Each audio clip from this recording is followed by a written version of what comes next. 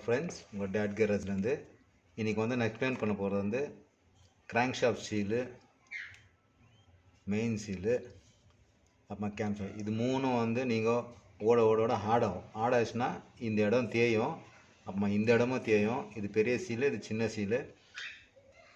ஒரு 60,000 கிலோமீட்டர்ஸ்க்கு நீங்கள் இது மாற்றிக்கோங்க. எப்போ கிளச் வேலை வருதோ அப்போல்லாம் இது மாற்றிக்கோங்க, ரொம்ப நல்லது. எப்போ நீங்கள் வாட்டர் பம்ப் மாற்றுறீங்க அப்போ இந்த சீல் மாற்றிக்கோங்க. சீலுங்கெல்லாம் மாற்றிக்கிங்கன்னா உங்கள் ஷாஃப்ட் லைஃப் ஜாஸ்தி. ப்ளஸ் இன்கேஸ் ஆயில் கம்மியாக ஓட்டிங்கன்னா மெயின் பேரிங், கனெக்டிங் பேரிங் தேயும். ஆயில் கரெக்ட் லெவலில் ஓட்டுங்க.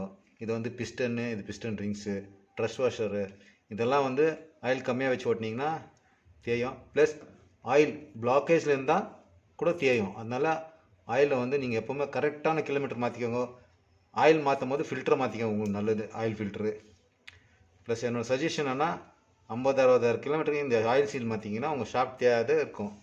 உங்கள் மெக்கானிக்ஸுக்கு கேளுங்க, சில டைமில் ஷாஃப்ட்டு சீல் உட்காரத்தில் ஷாஃப்ட் தேஞ்சிருக்கும்.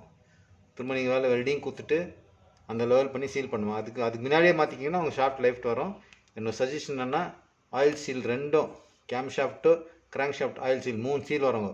அது 3 மாற்றிக்கினா நல்லது. ப்ளஸ் ஒரு 50,000 கிலோமீட்டருக்கு நீங்கள் ஆயில் எதனா லீக்கேஜ் வந்துச்சுன்னா இம்மீடியட்டாக மாற்றிக்கினா நல்லது. என்னோடய சஜஷன் அதுதான். இது பெரிய சீலு, இது சின்ன சீலு. இதே மாதிரி இன்னொன்று கேம் ஷாஃப்ட்டுக்கு வரும், அதே மாற்றிக்கோங்க. அதுதான் என்னோடய